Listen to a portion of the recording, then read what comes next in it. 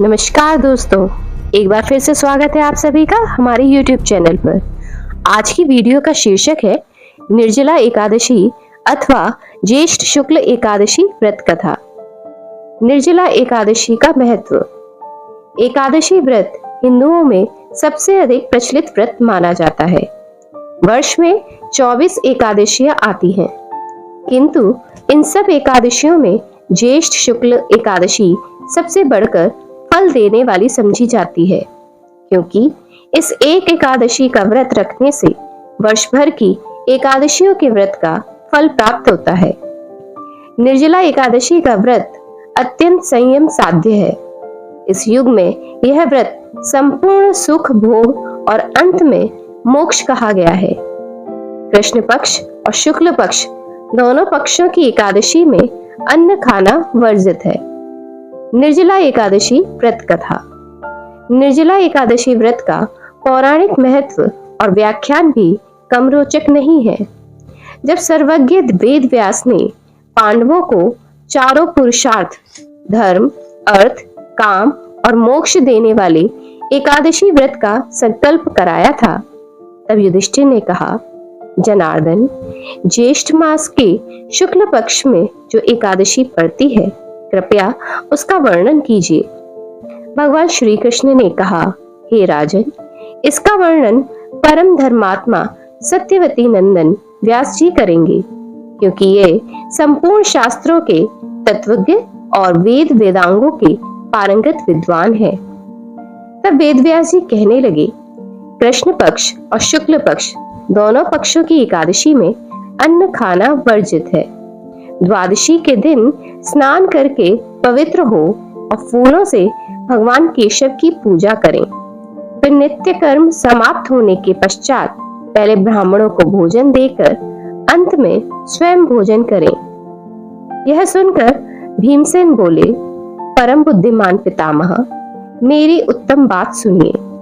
राजा युधिष्ठिर, माता कुंती, द्रौपदी, अर्जुन, नकुल और सहदेव ये एकादशी को कभी भोजन नहीं करते तथा मुझसे भी हमेशा यही कहते हैं कि भीमसेन, एकादशी को तुम भी न खाया करो। परंतु मैं उन लोगों से यही कहता हूँ कि मुझसे भूख नहीं सही जाएगी। भीमसेन की बात सुनकर व्यास जी ने कहा, यदि तुम नरक को दूषित समझते हो और तुम्हें स्वर्गलोक की प्राप्ति अभिष्ट है, तो दोनों पक्षों की एकादशियों के दिन भोजन नहीं करना चाहिए। भीमसेन बोले, महाबुद्धिमान पितामह, मैं आपके सामने सच कहता हूँ, मुझसे एक बार भोजन करके भी व्रत नहीं किया जा सकता, तो फिर उपवास करके मैं कैसे रह सकता हूँ। मेरे उदर में वृक नामक अग्नि सदा प्रज्वलित रहती है, अतः जब मैं बहुत अधिक खाता हूँ तभी यह शांत होती है। इसीलिए महामुनि, मैं पूरे वर्ष भर में केवल एक ही उपवास कर सकता हूँ, जिससे स्वर्ग की प्राप्ति सुलभ हो तथा जिसके करने से मैं कल्याण का भागी हो सकूं। ऐसा कोई एक व्रत निश्चय करके बताइए, मैं उसका यथोचित रूप से पालन करूंगा। व्यास जी ने कहा, भीम, ज्येष्ठ मास में सूर्य वृष राशि पर हो या मिथुन राशि पर, शुक्ल पक्ष में जो एकादशी हो उसका यत्न पूर्वक निर्जल व्रत करो। केवल कुल्ला या आचमन करने के लिए मुख में जल डाल सकते हो।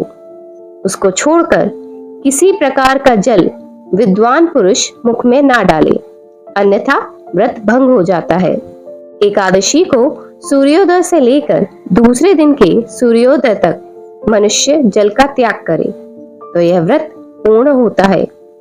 तदंतर द्वादशी को प्रभात काल में स्नान करके ब्राह्मणों को विधि पूर्वक जल और सुवर्ण का दान करें। इस प्रकार सब कार्य पूरा करके जितेंद्रिय पुरुष ब्राह्मणों के साथ भोजन करें। वर्ष भर में जितनी एकादशियां होती हैं, उन सब का फल निर्जला एकादशी के पालन मात्र से मनुष्य प्राप्त कर लेता है। इसमें तनिक भी कोई संदेह नहीं है। शंख, चक्र और गदा धारण करने वाली भगवान केशव ने उससे कहा था कि यदि मानव सबको छोड़कर एकमात्र मेरी शरण में आ जाए और एकादशी को निराहार रहे तो वह सब पापों से छूट जाता है। व्यास जी ने कहा कि भगवान विष्णु ने कहा है, जो व्यक्ति निर्जला एकादशी व्रत का नियम पूर्वक पालन करता है वह करोड़ों स्वर्ण मुद्रा दान करने का पुण्य प्राप्त कर लेता है। इस एकादशी के दिन किए गए जब तप दान का पुण्य अक्षय होता है, यानी वह अनेक जन्मों तक लाभ देता है। इस एकादशी व्रत करने वाले व्यक्ति के पास विशालकाय, विकराल आकृति और काले रंग वाले दंड पाशधारी भयंकर यमदूत नहीं जाते। अंतकाल में पीतांबरधारी, सौम्य स्वभाव वाले, हाथ में सुदर्शन धारण करने वाले और मन के समान वेगशाली विष्णुदूत आखिर इस वैष्णव पुरुष को भगवान विष्णु के धाम में ले जाते हैं। अतः निर्जला एकादशी को पूर्ण यत्न करके उपवास और श्री हरि का पूजन करो। स्त्री हो या पुरुष, यदि उसने मेरु पर्वत के बराबर भी महान पाप किया हो तो वह सब इस एकादशी व्रत के प्रभाव से भस्म हो जाता है। जो मनुष्य उस दिन जल के नियम का पालन करता है वह पुण्य का भागी होता है। उसे एक एक प्रहर में कोटि कोटि स्वर्ण मुद्रा दान करने का फल प्राप्त होता सुना गया है। मनुष्य निर्जला एकादशी के दिन स्नान, दान, जप, होम आदि जो कुछ भी करता है वह सब अक्षय होता है। यह भगवान श्री कृष्ण का कथन है। निर्जला एकादशी को विधि पूर्वक उत्तम रीति से उपवास करके मानव वैष्णव पद को प्राप्त कर लेता है। जो मनुष्य एकादशी के दिन अन्न खाता है वह पाप का भोजन करता है। इस लोक में वह चांडाल के समान है और मरने पर दुर्गति को प्राप्त होता है। जो ज्येष्ठ के शुक्ल पक्ष में एकादशी को उपवास करके दान करेंगे वे परम पद को प्राप्त होंगे। जिन्होंने एकादशी को उपवास किया है वह ब्रह्म हत्यारे, शराबी, चोर तथा गुरुद्रोही होने पर भी सब पातकों से मुक्त हो जाते हैं। हे कुंती नंदन, निर्जला एकादशी के दिन श्रद्धालु स्त्री पुरुषों के लिए जो विशेष दान और कर्तव्य विहित हैं उन्हें सुनो। उस दिन जल में शयन करने वाले भगवान विष्णु का पूजन और जलमयी धेनु का दान करना चाहिए अथवा प्रत्यक्ष धेनु या घृतमयी धेनु का दान उचित है। पर्याप्त दक्षिणा और भांति भांति के मिष्ठानों द्वारा यत्न पूर्वक ब्राह्मणों को संतुष्ट करना चाहिए। ऐसा करने से ब्राह्मण अवश्य संतुष्ट होते हैं और उनके संतुष्ट होने पर श्री हरि मोक्ष प्रदान करते हैं। जिन्होंने शम, दम और दान में प्रवृत्त हो श्री हरि की पूजा और रात्रि में जागरण करते हुए इस निर्जला एकादशी का व्रत किया है, उन्होंने अपने साथ ही बीती हुई 100 पीढ़ियों का और आने वाली 100 पीढ़ियों को भगवान वासुदेव के परम धाम में पहुंचा दिया है। निर्जला एकादशी के दिन अन्न, वस्त्र, गौ, जल, शैया, सुंदर आसन, कमंडलू तथा छाता दान करने चाहिए। जो श्रेष्ठ तथा सुपात्र ब्राह्मण को जूता दान करता है वह सोने के विमान पर बैठकर स्वर्ग लोक में प्रतिष्ठित होता है। जो इस एकादशी की महिमा को भक्ति पूर्वक सुनता अथवा उसका वर्णन करता है वह स्वर्ग लोक में जाता है। पद्म पुराण में कहा गया है कि निर्जला एकादशी व्रत की कथा को कहने और सुनने से भी ग्रहण के दौरान किए गए दान के बराबर पुण्य प्राप्त हो जाता है। चतुर्दशी युक्त अमावस्या को सूर्य ग्रहण के समय श्राद्ध करके मनुष्य जिस फल को प्राप्त करता है वही फल इसके श्रवण से भी प्राप्त होता है। पहले दंत धावन करके यह नियम लेना चाहिए कि मैं भगवान केशव की प्रसन्नता के लिए एकादशी को निराहार रहकर आचमन के सिवा दूसरे जल का भी त्याग करूंगा। द्वादशी को देवेश्वर भगवान विष्णु का पूजन करना चाहिए।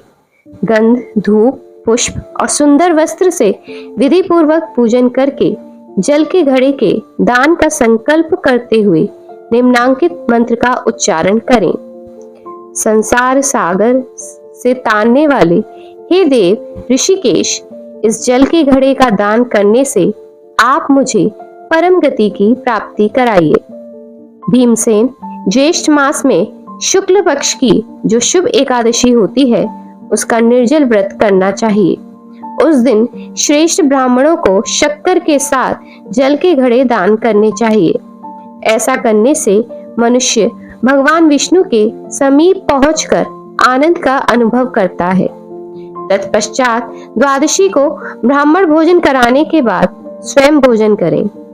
जो इस प्रकार पूर्ण रूप से पाप नाशनी एकादशी का व्रत करता है वह सब पापों से मुक्त हो आनंदमय पद को प्राप्त होता है। यह सुनकर भीमसेन ने भी इस शुभ एकादशी का व्रत आरंभ कर दिया।